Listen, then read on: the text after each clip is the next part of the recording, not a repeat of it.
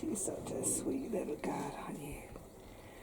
I wanted to share with all of you this wonderful little development we've had recently.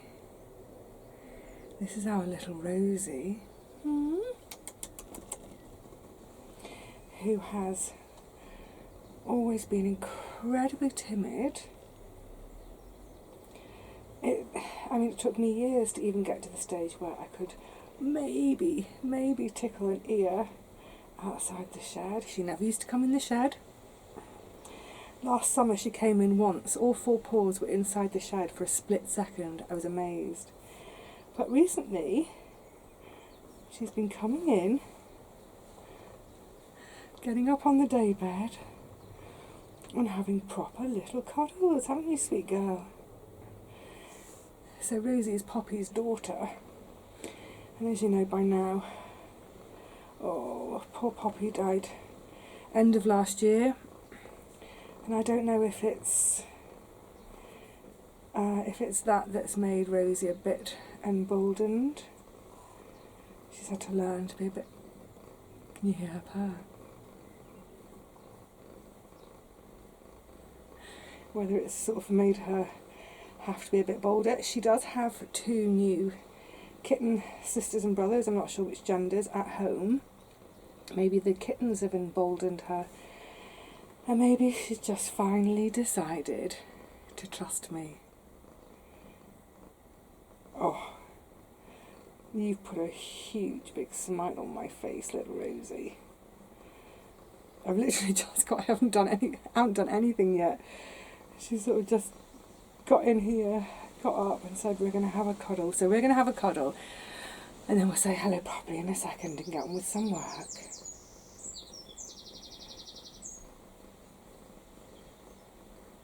That purr though. Oh yes. Right under the hay.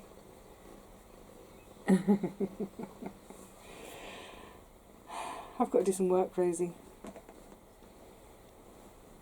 Are you going to go? Oh! Right, we're going to cuddle, aren't we? We're going to cuddle.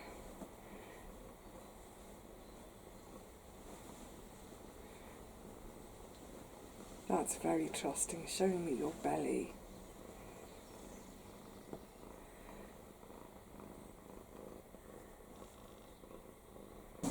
What a delightful welcome. And I swear I haven't got catnip on my hands or on my clothes, honestly.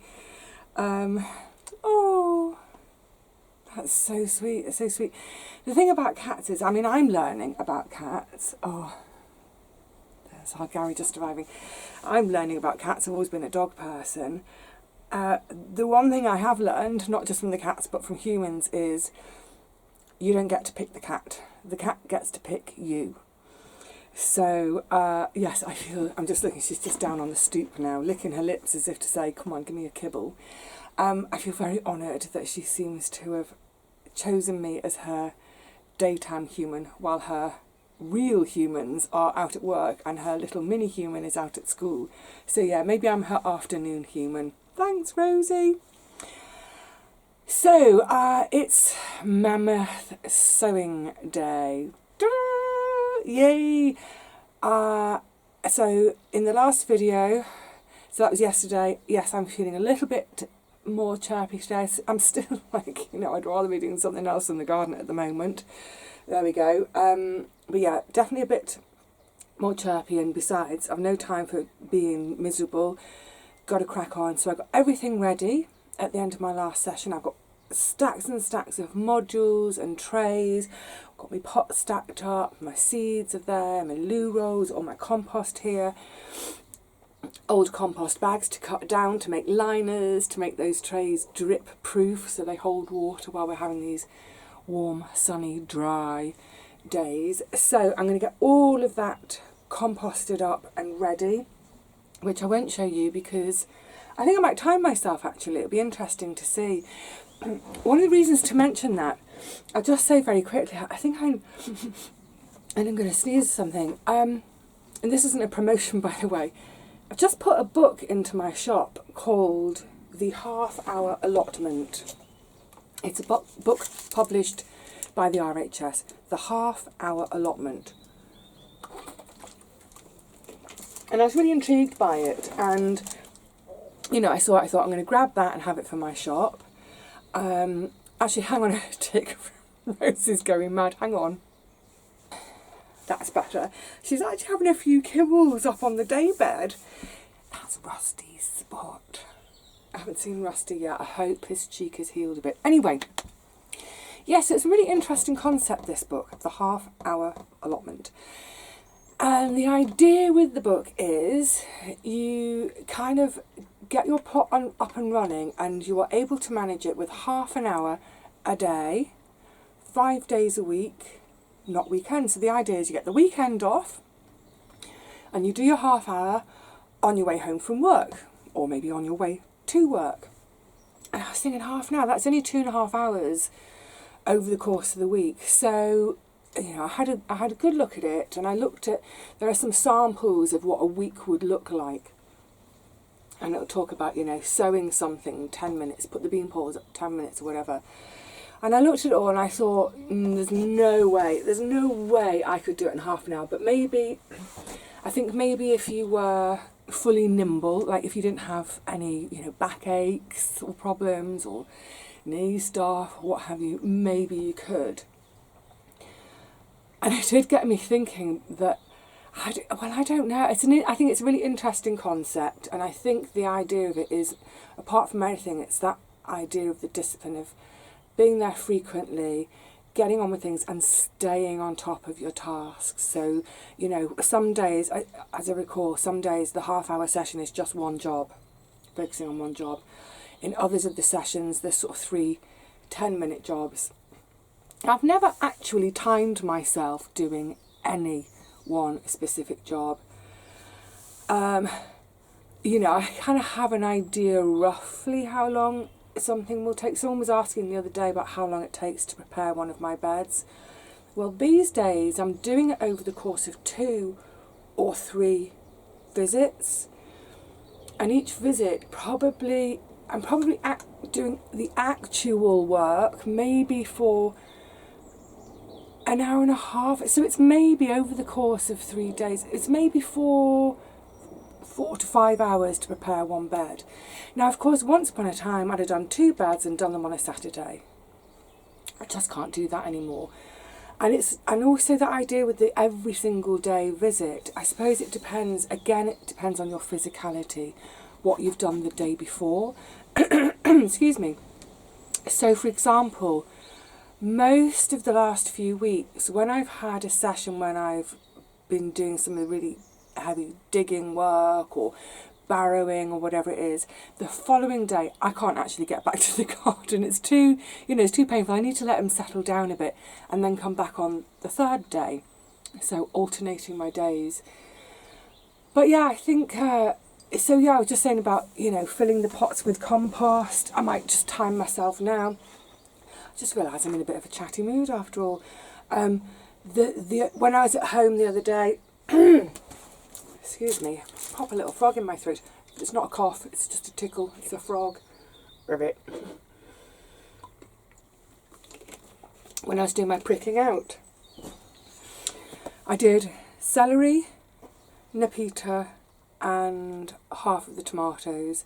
So I probably did about 30 celery, about 20 Nepeta, and 30 tomatoes, 50. So I did about 80 plants. It must have taken me like 3 hours or something, and then of course this clear up and clean up afterwards, because I'm doing it at home in the kitchen. Mess. I really need to hoover. There's compost everywhere in my home at the moment. But yeah, it probably took about 3 hours. I do remember, I mean, it was kind of pretty much all afternoon. I listened to an Agatha Christie for 2 hours. There was also other stuff I listened to. So yeah, is half an hour a day? I don't know that that's enough. Maybe when things are really established.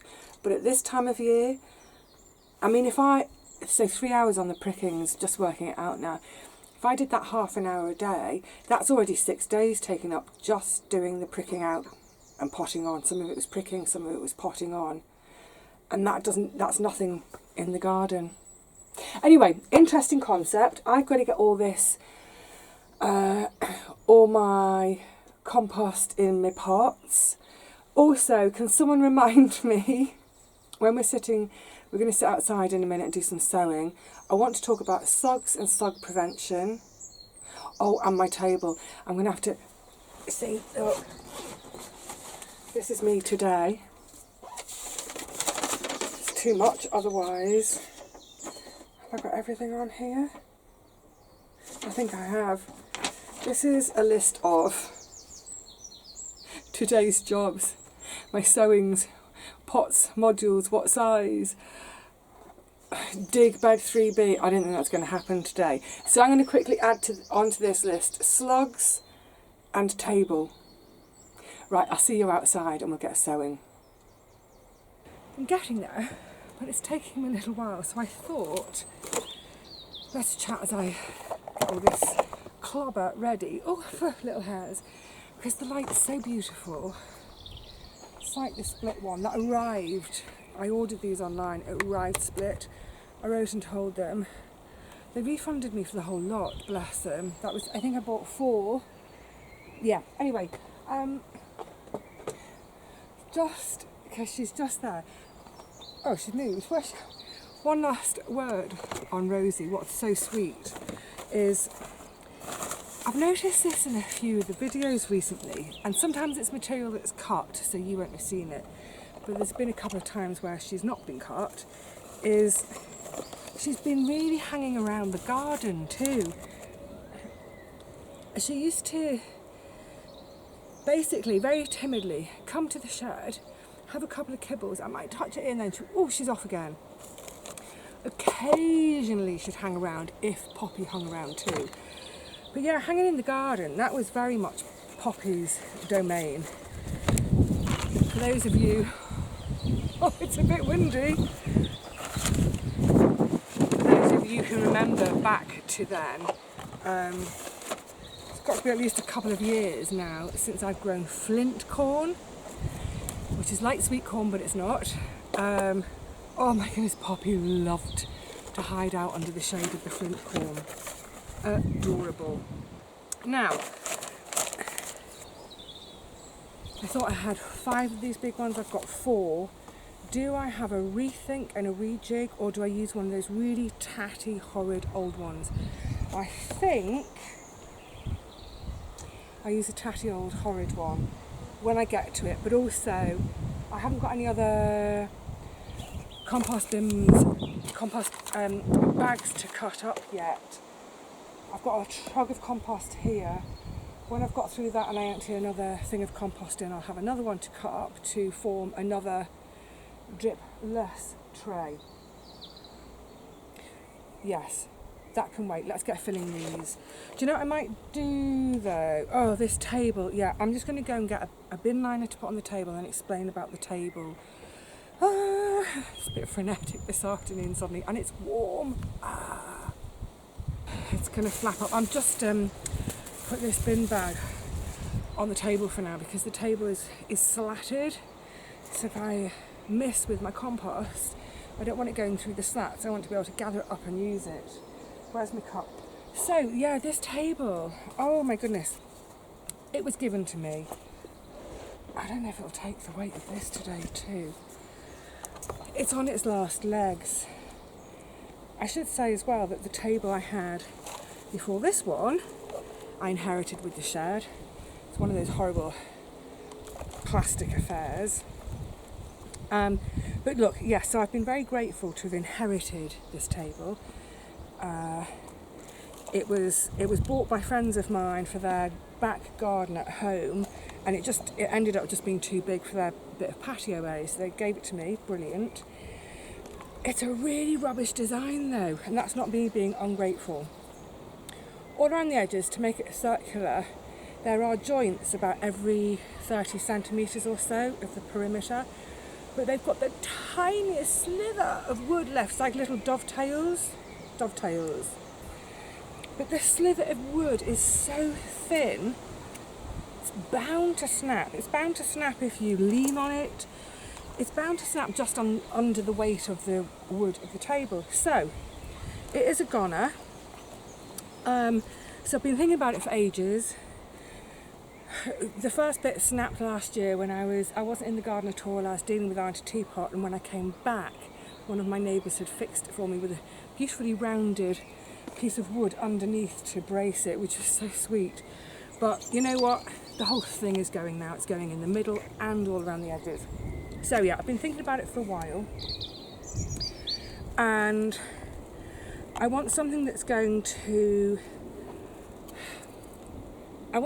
be sturdy enough to take me doing my gardening work here. So next door, they've made a beautiful potting bench. I love it. However, and I thought about that for here, but then I thought, no, these days I'm mostly sitting down to do my jobs. So I need a table height table. But then also it's nice because then if I'm just sitting, taking a break, maybe having a bit of food, maybe having something to drink, if friends come over, it's nice to then sit around. We're not sort of sitting with our eyes sort of like this level, trying to look over a potting bench. So I know what height I want, so I started looking online just to get some ideas about what's out there, what's available. This is going to make Rosie jump now. Oh no, she didn't even jump at me tapping my compost. Now the thing about wood, I love wood, but it does decay. I'm sweating and I'm wiping compost all over my face. I'm going to have a little look and a bit of a mop before I go home. Yeah, it's wood. It's lovely, but you know, it decays. You can put another layer of preservative on it each year, but it's another job. So I decided, and what I've been looking at is, because we've got one in our community shed, and I really like it, is aluminium. Are you aluminiuming, mum? No, I'm copper bottoming, mum. I can't do that. That's one tongue twister I can't do. So I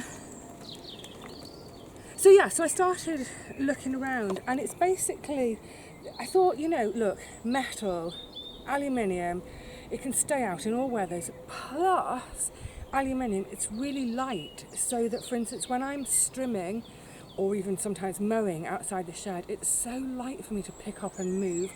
Brilliant. It might be the sort of thing that needs tying down in a storm. It's the kind of thing, actually, I could just, because it's so light, I could just pop it in the shed over winter.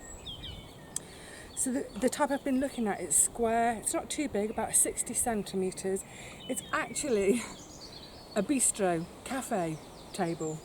It's kind of sold to the cafe trade. But I thought, you know what? It'll do the job. It's big enough for me to sit. It would be big enough to sit with one tray of filled compost and my seed packets, and do one tray at a time. But then also, when I move house, so I'm messy today. Yeah, when I move house, hopefully I'll get a little garden. Be perfect for the little garden, so that if, at some point I'll have to give up the plot, that will happen.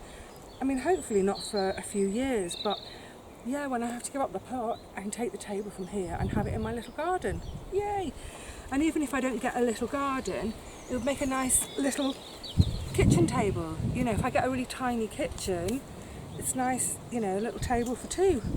Yay! So that's the plan.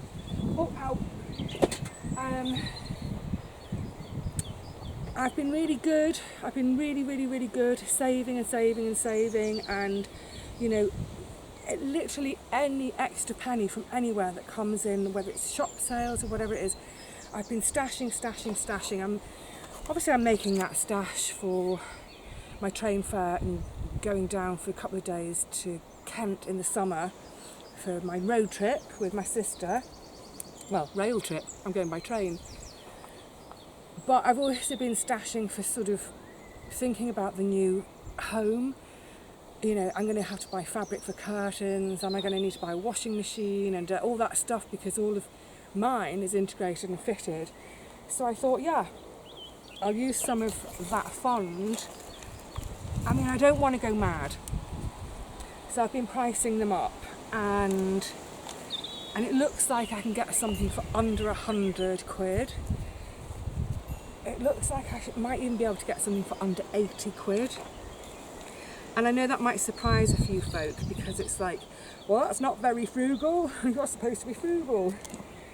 I am frugal because I just don't spend unnecessarily. When I do spend, I want to spend well. And there's no two ways about it. I need a table to work at. It's as simple as that. This is my work. I need a table. But also, hopefully, it's one that will certainly last as long as I'm on this beautiful planet, and one that can eventually, when I'm maybe not gardening here anymore, can come to the house. And even if I'm not gardening in my new home, but I've got a tiny bit of outside area, somewhere to just sit in my garden with a book. I was going to say a pot of tea. I'm not really a pot of tea person, you know, a book, glass of wine, dare I say. Yeah, good. So I will get on and get ordering. I take ages to buy something, because I'll think about it for ages and ages. I'll really hum and haw about, do I really need it? But you can't quite see it on camera. By the wonk of this table, you know what? Yeah, I really need a table. That's 3 done. Oh, how many to go? 8 to go. And that's before I do the pots and things. So, quick word about slugs. One of the reasons I'm doing a lot more in modules this year, so it does all relate, I'm doing a lot more in modules this year than I've ever done before. So for instance, chard, spinach, lettuce, normally, historically, I've always sown them direct. However, I've also noticed in recent years that the things I sow in modules and pots, the few things I do in modules and pots, either in the cold frame or on my deck, seem to get a bit less damage from the slugs as the things out in the open ground. Maybe it's because I can control the environment a bit more in terms of, you know, a ring of slug pellets around them. I'm going to talk about slug things in a second. I'm not quite sure, but it definitely seems to have been a trend. And last year, I'm sweating like mad. Was it last year? I lost nearly all. Yeah, it was last year. I lost all my lettuce one night. Big chunk of plastic. All my lettuce went in one night to the slugs in the open ground. So, yeah, I'm doing far more in modules this year. That does mean, of course, a bit more work in terms of, well, look, it's taking me ages just to get all these modules filled, and then of course everything then will have a second bit of work when they get planted out. But I'd rather have a bit more work and some blooming plants than nothing at all. It also, of course, means a bit more compost. But again, excuse me, I've got to turn and wipe my face on the top. It's so warm today. We're not used to the warmth yet. Yeah, it's a bit of cost in the compost, but, you know, weighed against, it's definitely worth it instead of losing crops. So far I've done those 4 module trays, and I'll probably get about half, maybe this 5th one done, and that bag cost me 4 quid. So it's about 75 pence, 80 pence. Look, let's round it up and call it a quid for ease. It's about £1's worth of compost in one of these trays.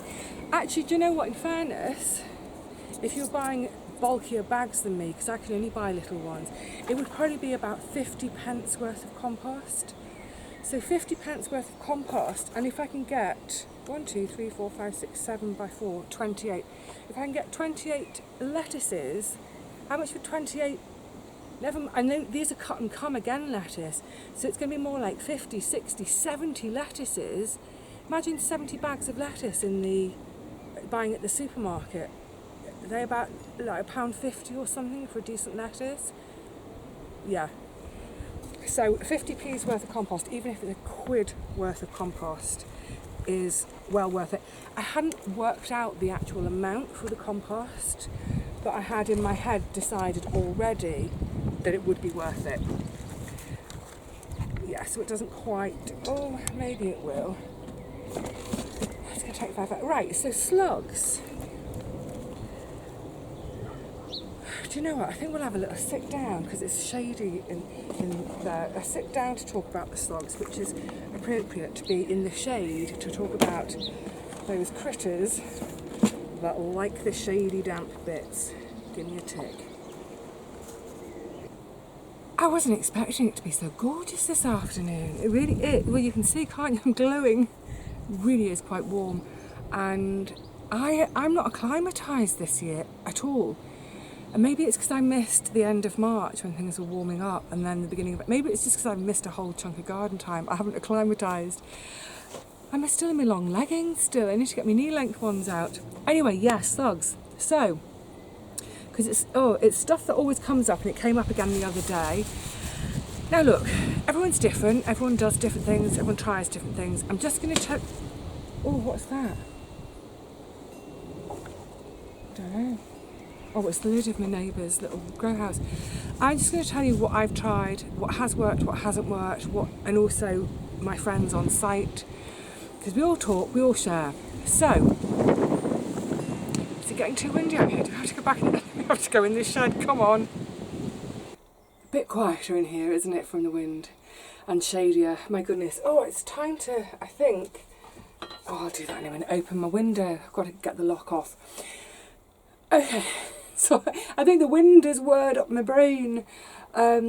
Slugs, yes. What I was trying to say is, I'm not telling anyone what to do and what not to do. I'm just going to share with you what I've done, what has worked and what hasn't. And just because something hasn't worked for me or one of my friends doesn't mean it won't work for you. And I know some of the things I'm going to say don't work. People are going to go, always works for me. Great. But let's just start with what hasn't worked on this site. There have been a number of things tried. A few years ago, a new product came on the market. I don't know what it was called, but it was sort of like wool, like woolly pellets almost, and you put it around the plant. The idea was the slugs and snails wouldn't want to cross it. And they seemed to work until we had rain, and that's kind of when you really need stuff, isn't it? Because the rain is when they all come out. And when it rained, these things, they kind of sort of dissolved somewhat, and the slugs and snails went straight across, destroyed the plants. So it didn't work. Another product, Strolch, which some of you will have heard of, and it's a combination word of straw and mulch. It's kind of finely chopped and shredded, it's hard to say, straw. And it's been manufactured, produced, whatever, designed as a mulch, primarily. But folk have said, yeah, but it also works great as a slug barrier. Again, they don't like coming across the texture of it. Again, on this site, there have been a number of people who've used Strolch over the years, and it hasn't stopped the slugs and snails at all. And this is also where folk have really tried quite a lot of it, because coming on to the thing I'm going to talk about now is sometimes people just put a couple of tiny bits, you know, and there's gaps, unless it's a kind of ring of steel, as it were. Slugs and snails, they will find their way through any gap. Also, think about if there are plants overhanging the plant you're protecting. They can use an overhanging leaf as a little travel corridor to get onto your gorgeous plant. The other thing, and my friend Catherine, it was either last year or 2 years ago, massively fortified her squash, her winter squash, with eggshells. And this is why I thought about this for today, is someone was mentioning it to me the other day, saying why don't I use crushed eggshells? Well, firstly, I don't eat eggs, simple as that. But so Catherine had been saving her eggshells for, I think she said something like 3 years. I mean, she'd really, really, really been saving them up. I think she'd been getting some from neighbours. She had masses of them. And this is what I mean about in the past. I've come on site and I've seen people do a sprinkle, and it's maybe the equivalent of 1 egg sprinkled around a plant. It's never going to work. They can get straight through. Anyway, so the year Catherine tried it, I'm not exaggerating, she did a ring about the equivalent of the size of a dinner plate, that was completely, not just covered, but covered with a bit of depth to the eggshells, like 1 centimetre of eggshells, with a gap in the middle for the squash plant. Now the squash was up, it was off the ground, it wasn't trailing over the outside. These eggshells, might have been even bigger than a dinner plate, more like a dustbin lid maybe, a small dustbin. Absolute fortress of eggshells. Next day, all her squash eaten. So those things haven't worked here. Oh yes, copper. People talk about putting copper tape around pots or raised beds. You know, it makes great sense, doesn't it? If you've got a raised bed, you're not putting tape around individual plants. You can buy stick-on copper tape to put all around the raised bed. Now, I've known, oh my goodness, there must have been 10, 12, maybe 15 people here over the years who've put copper tape around things, and it's not worked a jot. Just hasn't worked at all. Weirdly though, the other day Gary was telling me that, oh, what's he got in it? I can't remember what he's got protected, but he's got like a little kind of temporary cold frame type thing with a copper tape around it, and he said he's never had any damage inside. Was it the copper tape? Does it miraculously work on Gary's plot and no one else's? Who knows? So let me tell you about the things I do know work, or at least have worked for me over the years, and also the girls next door have got a thing they use that works. So I've used beer traps. Beer traps work well, but they're hideous to empty. They do stink, I'm not going to lie. Just chuck it in the compost, it all adds to the compost, but you get slug sludge. Ooh, just thinking about it makes me want to gag. Slug sludge in the bottom of your beer traps. You do need to place quite a few around, ideally with a bit of a cover, so that if it rains it doesn't water the beer down too much, but also to stop it evaporating. So they work a treat. The only drawback is they can be a bit expensive. You know, it does, even with, I used to get like the cheapest of cheap Lidl beer, and then I started having that thing of, well, hang on a minute, I'm not buying organic beer, and then I'm chucking it in my compost, so I'm chucking cheap beer in my, anyway, it's after, when I stopped working, I just thought, I can't do that anymore, it's too expensive. But it does work. It works really, really well, because the slugs love that yeasty beer. They go in for a drink, they get a bit drunk, they fall asleep in the beer and drown. Yes, it's killing them, but they die happy. And it's, you know, kind of harmless to everything else. It's gonna, I mean, I don't want hedgehogs getting drunk, but it's small enough that the hedgehogs aren't going to fall in. So it works. Now, to cheapen things, someone suggested, why don't I try yeast and, is it yeast and flour or yeast and sugar and water? So you get the same effect, you're getting that yeasty fermented, ooh, the slugs love it. So I did try that as well, it just didn't work for me. But it may have been, I didn't use warm enough water, the yeast never really activated. I know quite a few people who have tried it and said it does work for them. So I think that was my error when I did it, why it didn't work for me.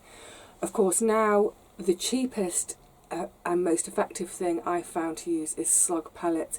Of course it's the certified organic ones, and of course we use them sparingly. But a pot of, I've got some here actually, let me reach over. this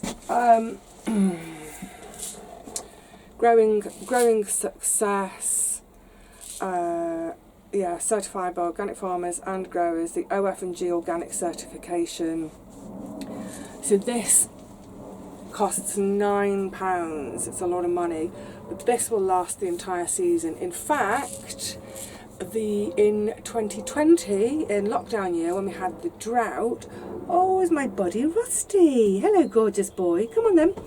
When we had the drought, I hardly used any, so one of these lasted. Let me look at your. Oh, his face is horrible.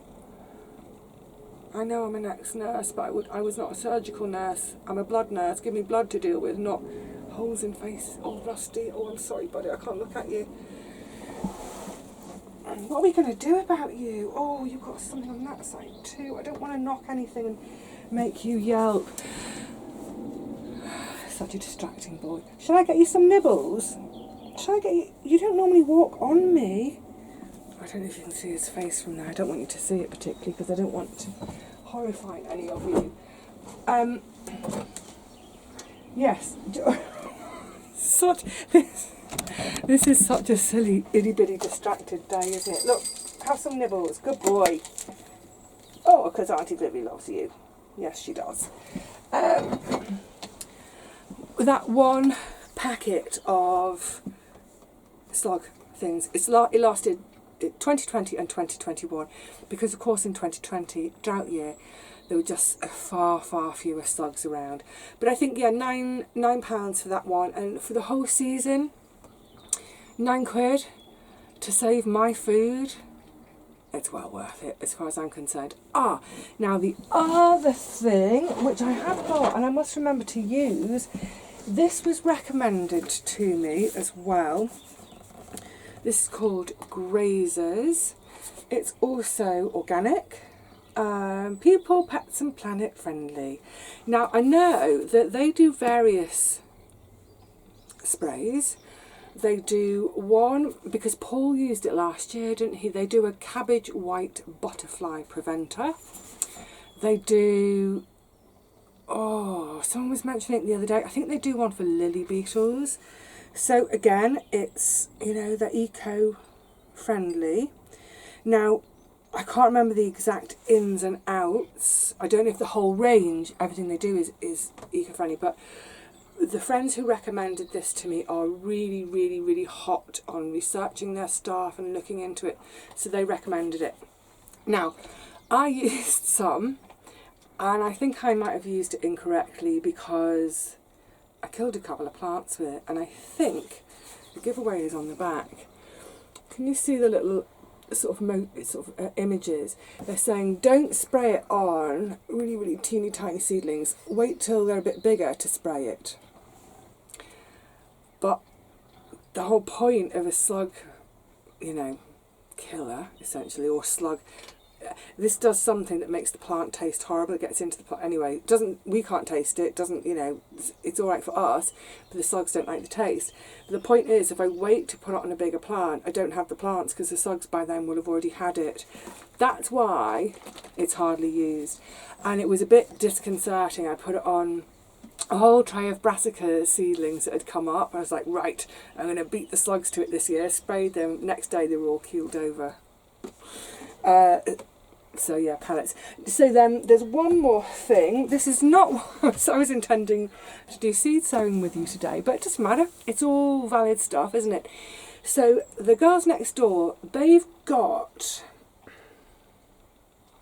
they're all out in their garden now. I would want to show you one. I'm not going to show you in their garden, that's their private place, but it's sort of like, let's say, a flying saucer.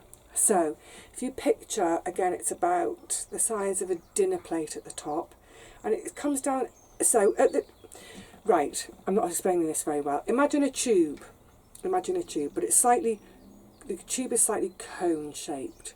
So there's like a tube of plastic, and you push it into the soil ever so slightly. Now at the top of the tube of plastic, it comes up and over like a sort of like a lip here, a slight lip. So it looks like, I mean, you would pick it up with your fingers slightly under the lip. cone. So the opening at the top, in other words, it goes into the soil like that, your plant's in the bottom, and as your plant grows and bushes out, it's got space. But the idea is that the slugs can't crawl up the side and negotiate coming all the way under and around and up and over the lip. I don't know why they work, because I think slugs, you see them up the trees sometimes and in the grapevines, but you know, they work. So the guys next door put them on there, put them around an individual lettuce.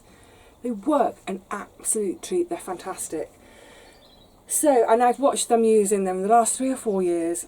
They've never failed them.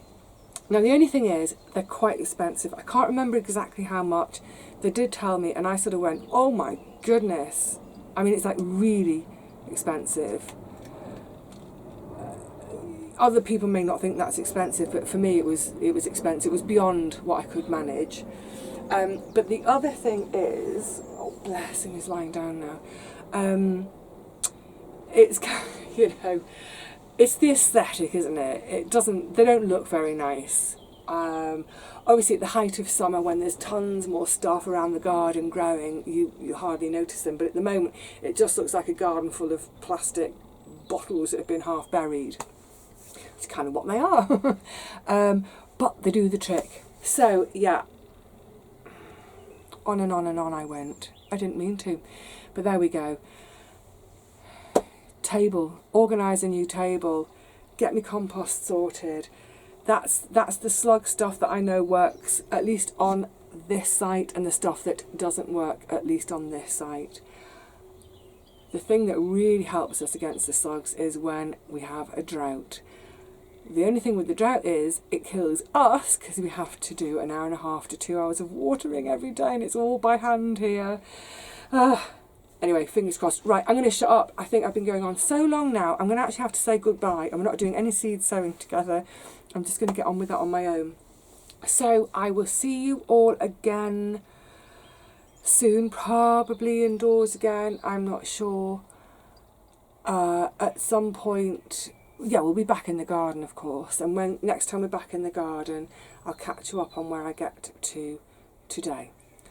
Until then, look after yourselves, be well, be happy as you can be, and I'll see you all again really soon. Cheerio.